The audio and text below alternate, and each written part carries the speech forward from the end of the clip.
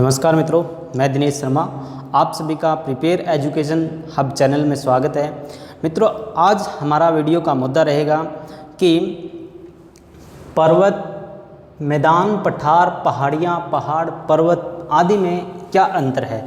यानी कि जो ये अलग अलग नाम आपको दिखाई दे रहे हैं, जिस तरह से पहाड़ियाँ हो गई, पहाड़ हो गए, पर्वत हो गए, पठार हो गए, बेसिकली हमने सभी नाम सुने हैं, लेकिन हमें इनके बारे में अच्छी तरह से पता नहीं है। इनको अलग अलग किन नामों से जाना जाता है, यानी कि इनकी परिभाषा क्या रहेगी, इनको किस प्रकार से हम अलग पुकार सकते हैं, अगर इनको किस प्रकार से हम अलग से जान सकते हैं। तो मित्रों, आज हमारा वीडियो में यही मुद्दा रहेगा कि पर्वत, पहाड़, पहाड़ियों में क्या अंतर है।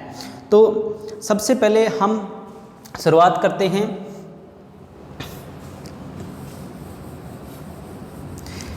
परिभाषा के रूप में। आपको मैं सबसे पहले इनका अंतर बता देता हूँ। जिस तरह से मैदान, पठार, पहाड़, पहाड़ियाँ, पहाड़ और जो पर्वत है, इनका अंतर यह रहेगा कि इन सभी का निर्धारण ऊंचाई के अनुसार माना जाता है। जैसे कि मैं आपको बताऊं कि मैदान, पठार, पहाड़ और पर्वत जो है, इनको हम निर्धारण करेंगे ऊंचाई के अनुसार, इनका निर्धारण करेंगे। इनका निर्धारण किस प्रकार से ऊंचाई के अनुसार करेंगे, आज हम मैपली समझेंगे इसको कि किस प्रकार से हम इनको ऊंचाई के अनुसार, पहाड़ियाँ किसे बोलेंगे, पहाड़ किसे बोलेंगे, पर्वत किसे बोलेंगे, पठार किसे बोलेंगे, मैदान किसे बोलेंगे। तो ये हम आज मैप के थ्रू समझने वाले हैं। सबसे पहले मैं यहाँ पे कुछ मैप बना रहा हूँ, एक ध्यान से समझोगे। जिस तरह से मान लो ये वाला, यह एक पृथ्वी का कोई समुद्र वाला भाग मान लो, महासागर मान लो कोई भी, और इसके पास में हमारा क्या है, स्थल वाला भाग। यानी कि पृथ्वी पर हमने एक महासागर बना दिया और उसके पास में एक बना दिया स्थल वाला भाग। इसको बोलते हैं स्थल मंडल और इसको बोलते हैं जल मंडल। ये क्या रहेगा, हमारा जल वाला भाग, और ये क्या रहेगा, स्थल वाला भाग। हमारा पृथ्वी पर अगर ऊंचाई हम मानते हैं, पृथ्वी पर किसी भी क्षेत्र में अगर ऊंचाई मानते हैं तो वो समुद्र तल से मानते हैं।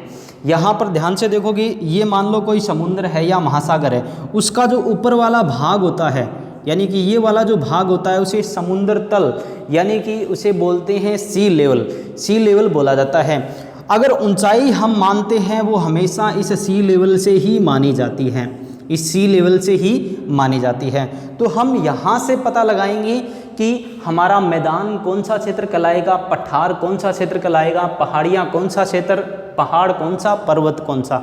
यहीं से हमें इस बात का पता लगेगा। तो मित्रों, जल वाले भाग से आप ध्यान से देखोगे, स्थल वाले भाग पर जैसे ही हम इस सी लेवल को, यानी कि समुद्र तल से हम जैसे ही ऊपर बढ़ेंगे, मान लो हम जैसे ऊंचाई की तरफ, ऊपर की तरफ जा रहे हैं, तो वहाँ पर हम देखेंगे कि लगभग 300 मीटर की ऊंचाई तक, लगभग 300 मीटर की ऊंचाई तक जब पहुँचते हैं, वह क्षेत्र कहलाता है मैदान।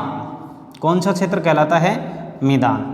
मित्रों, इसको समझना होगा आपको कि जल के क्षेत्र, यानी कि समुद्र तल, सी लेवल जो रहता है, सी लेवल से अगर हम ऊंचाई की तरफ बढ़ते हैं, कोई भी क्षेत्र जो स्थल वाला भाग है, वो लगभग कितनी ऊंचाई पर, 300 मीटर की ऊंचाई तक पहुंचेगा, तब तक वो क्या कहलाता है, लगभग मैदान कहलाता है। वो क्या कहलाता है, मैदान।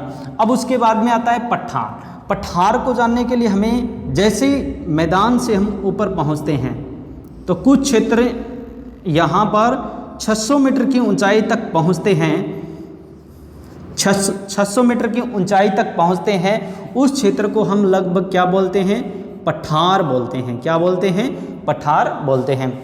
आपको समझ में आया होगा, जल वाला जो क्षेत्र है, स्थल वाले भाग से 300 मीटर की ऊंचाई पर मैदान, और जल वाले भाग से 600 मीटर की ऊंचाई तक, यानी कि 300 से ऊपर जब हम पठार पहुंचेगा, वो कहाँ तक पहुंचेगा, 600 मीटर की ऊंचाई तक पठार बोला जाएगा।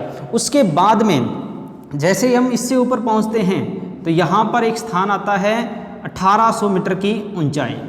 कितना आएगा, 1800 मीटर की ऊंचाई। 1800 मीटर की ऊंचाई तक पहुँचेंगे, उस क्षेत्र को बोला जाता है पहाड़ियाँ। क्या बोलेंगे, पहाड़ियाँ। यानी कि पहाड़ियाँ कौन सा क्षेत्र कहलाता है? कौन से पर्वतों को पहाड़ियाँ बोला जाता है? जिनकी ऊंचाई लगभग 1800 मीटर के लगभग होगी, उन्हें हम क्या बोलेंगे? पहाड़ियाँ बोलेंगे।